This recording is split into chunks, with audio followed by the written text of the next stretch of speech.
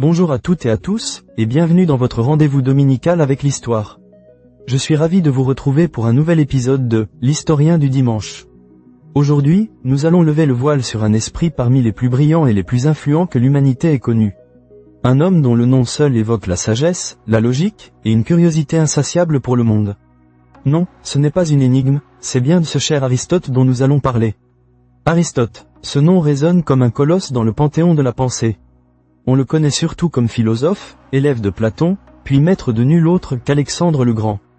Mais réduire Aristote à ces titres, aussi prestigieux soient-ils, ce serait passer à côté d'une facette immense de son génie, celle d'un scientifique avant l'heure, un observateur méticuleux, un esprit encyclopédique qui a jeté les bases de tant de disciplines.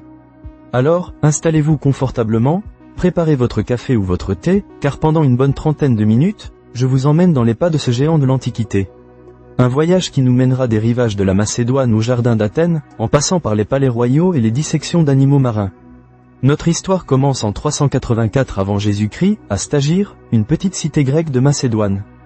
Aristote n'est pas athénien de naissance, et c'est une nuance importante. Son père, Nicomaque, était le médecin personnel du roi de Macédoine, Aminta III, le grand-père d'Alexandre. Ce n'est pas rien, imaginez un peu l'environnement dans lequel grandit le jeune Aristote, un milieu cultivé, proche du pouvoir, où la médecine et l'observation de la nature faisaient partie du quotidien. Cela, mes amis, va profondément marquer sa future démarche. Mais très jeune, il perd ses parents. Et comme bien des jeunes gens brillants de son époque, à 17 ans, il est envoyé à Athènes. Athènes, le cœur battant de la philosophie, là où brille déjà une étoile immense, Platon. Aristote entre à l'académie de Platon, et il y restera. 20 ans. 20 ans, ça vous laisse le temps d'apprendre, de débattre, de mûrir sa propre pensée. Platon, lui, était fasciné par les idées, par un monde parfait et immuable au-delà de notre réalité sensible. Pour lui, le monde que nous percevons n'est qu'une pâle copie de ce monde des formes. Aristote, son disciple le plus doué, écoute, absorbe, mais déjà, il rumine. Il est ce disciple qui, tout en vénérant son maître, va petit à petit prendre un chemin différent. La formule célèbre, attribuée à tort à Aristote mais qui résume bien l'idée, c'est « Amicus Plato, sed magis amica veritas ». Platon est mon ami, mais la vérité l'est encore plus. Car Aristote, lui, est un homme des sens. Il est ancré dans le monde réel, celui que l'on peut toucher, observer, analyser.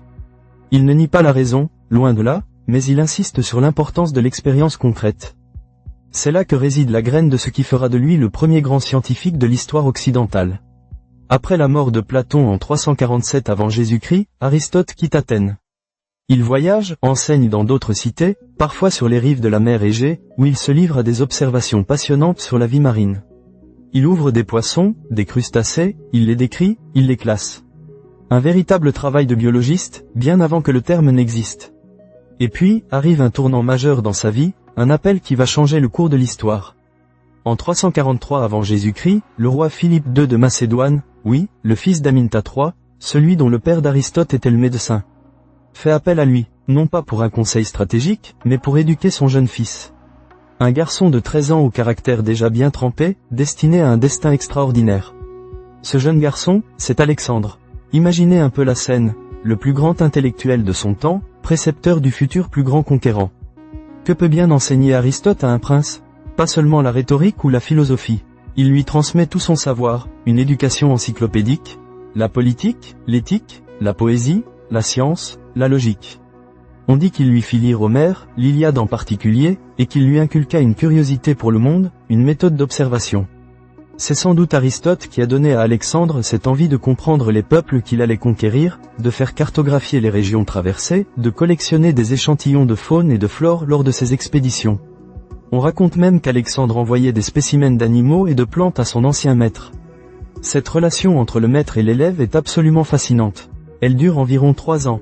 3 ans qui vont graver à jamais l'empreinte d'Aristote dans l'esprit d'Alexandre. On peut même se demander si une partie de la soif de connaissance d'Alexandre, sa capacité à administrer un empire gigantesque, ne venait pas de ses précieux enseignements. Après qu'Alexandre soit monté sur le trône, Aristote finit par retourner à Athènes. Nous sommes en 335 avant Jésus-Christ. Alexandre est en pleine conquête de l'Orient, et son ancien maître, protégé par la puissance macédonienne, peut enfin fonder sa propre école. Il l'appelle le lycée, et cette école est un lieu unique. À l'académie de Platon, on dialoguait assis, souvent sur des questions abstraites. Au lycée, Aristote enseignait en se promenant dans les allées. Ses disciples, les péripatéticiens, étaient ceux qui marchaient autour de lui pendant qu'il dispensait son savoir. C'était une façon plus dynamique, plus libre, de penser. Mais la grande différence, c'est la méthode. Là où Platon cherchait l'idéal, Aristote, lui, voulait comprendre astérisque ce monde si astérisque. Il collecte des données, il observe, il classe, il compare. Le lycée devient un véritable centre de recherche. On y étudie la botanique, la zoologie, la météorologie, l'astronomie, l'anatomie, mais aussi la politique. Aristote et ses élèves auraient répertorié les constitutions de plus de 158 cités grecques. La rhétorique, la poétique, et bien sûr, la philosophie. C'est là, dans ce lycée, que la dimension scientifique d'Aristote explose. Il est le premier à établir une classification systématique des animaux, basée sur des critères observables. Il décrit les espèces, distingue les vertébrés des invertébrés, les vivipares des ovipares. Son ouvrage, Histoire des animaux, est une somme monumentale d'observations et de descriptions, une encyclopédie de la vie. Pour l'époque, c'est un travail d'une modernité stupéfiante. Il ne se contente pas d'observer, il cherche à comprendre les causes, les fonctions. Pourquoi tel organe est-il fait ainsi? À quoi sert-il? C'est une démarche fonctionnaliste et téléologique, c'est-à-dire qu'il cherche la finalité des choses. Bien sûr, avec nos connaissances modernes, on trouve des erreurs dans ces observations. Mais l'important, c'est la méthode. L'observation empirique, la classification, la recherche des causes. Il a littéralement inventé le concept de la recherche scientifique. Pour beaucoup, Aristote est le premier véritable scientifique. Il a jeté les bases de la biologie, de la zoologie, et même d'une forme de physique. Et puis, il y a le philosophe. Et quelle philosophie? Sa logique, qu'il a exposée dans l'Organon, est si structurée qu'elle a dominé la pensée occidentale pendant près de 2000 ans. Le syllogisme, avec ses prémices et sa conclusion, c'est lui. Il nous a appris à raisonner de manière formelle. En éthique, Aristote développe l'idée du « juste milieu » ou de la « voie du milieu ». La vertu, pour lui, ne se situe pas dans les extrêmes. Le courage, par exemple, est le juste milieu entre la témérité et la lâcheté. La générosité entre la prodigalité et l'avarice. C'est une éthique de la modération, de la prudence, une éthique profondément humaine et pragmatique, exposée dans son chef-d'œuvre, l'éthique à Nicomaque, dédiée à son fils. En politique, il compare les différentes formes de gouvernement, monarchie, aristocratie, démocratie, et leurs dérives, tyrannie, oligarchie, démagogie. Il insiste sur l'importance d'une constitution équilibrée et d'une classe moyenne stable pour la bonne santé de la cité. L'homme est, selon lui, un animal politique, un être fait pour vivre en société. Enfin, Aristote est aussi un théoricien de l'art. Dans sa poétique, il analyse la tragédie grecque, ses éléments constitutifs, le rôle de la catharsis, cette purification des passions que l'on ressent en assistant à une pièce. Encore aujourd'hui, ces analyses sont étudiées dans les écoles de théâtre et de cinéma. Mais hélas, la vie d'Aristote ne se termine pas dans la sérénité. Après la mort d'Alexandre le Grand en 323 avant Jésus-Christ, la Macédoine perd son influence dominante, et une vague de sentiments anti-macédoniens déferle sur Athènes. Aristote, qui avait des liens étroits avec la cour macédonienne, devient une cible. Accusé d'impiété, une accusation classique à Athènes, qui avait déjà coûté la vie à Socrate, il préfère s'exiler à Chalcie, en Eubée. Il aurait dit « Je ne donnerai pas aux Athéniens l'occasion de pécher 2 fois contre la philosophie ». Une sortie pleine de dignité. Il meurt peu de temps après, en 322 avant Jésus-Christ, à l'âge de 62 ans. Et voilà, chers auditeurs et auditrices, la fin d'une vie, mais le début d'une postérité absolument colossale. La pensée d'Aristote a imprégné l'Occident et l'Orient pendant des millénaires.